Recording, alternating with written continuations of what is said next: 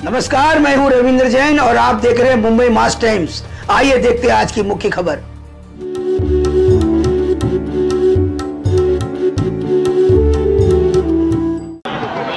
इथे अनंत चतुर्थीच्या दिवशी विसर्जनाच्या मिरवणुकीमध्ये सामील झालेले आहे। खरं म्हणजे गणरायाचं आगमन ज्या दिवशी झालं त्या दिवसापासून एक महाराष्ट्रामध्ये एक उल्हासाचं वातावरण, उत्साहाचं वातावरण होतं आणि गेल्या वर्षीपेक्षा यावर्षी उत्साह डबल होता आणि जवळपास आता गिरगाव चौपाटीवर 12,000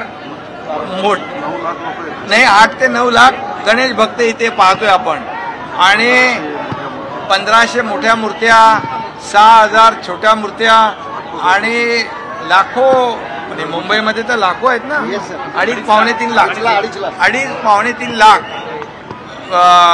गणपती 1.5 दिवसाचे, 5 दिवसाचे, गौरी गणपतीचे आणि अनंत चतुर्थी 10 दिवसाचे असा उत्सव, हा गणेशोत्सव महाराष्ट्रातला सगळ्यात मोठा उत्सव आहे।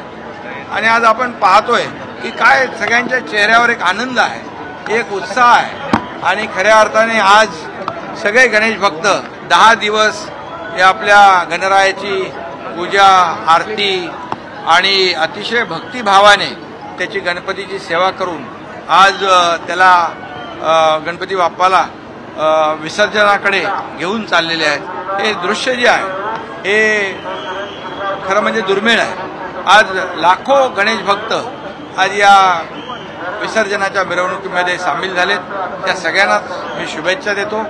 खऱ्या अर्थाने हा गणपती उत्सव या गणरायाकडे, खरं म्हणजे तुम्ही म्हणाल काय मागितलं, तुम्हाला आधीच सांगतो गणरायाकडे मागायची आवश्यकता लागत नाही यावर्षी।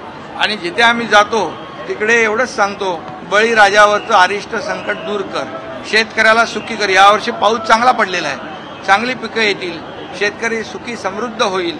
आणि यावर्षी गेल्या 2 वर्षामध्ये देवेंद्रजी इकडे आहेत, मी आणि आम्ही जेव्हा सुरुवात केली पहिल्या दिवसापासून आम्ही सर्वसामान्य जनतेच्या हिताचे निर्णय घेतले आणि आज पाहतोय आपण एकीकडे विकास आहे, दुसरीकडे उद्योग आहेत, तिसरीकडे कल्याणकारी योजना आहेत आणि या योजनाच्या मुख्यमंत्री माझी लाडकी बहीण योजनेमधून जो एक उत्साह डबल झालेला आहे आमच्या बहिणींचा आणि तोही पाहायला मिळतोय।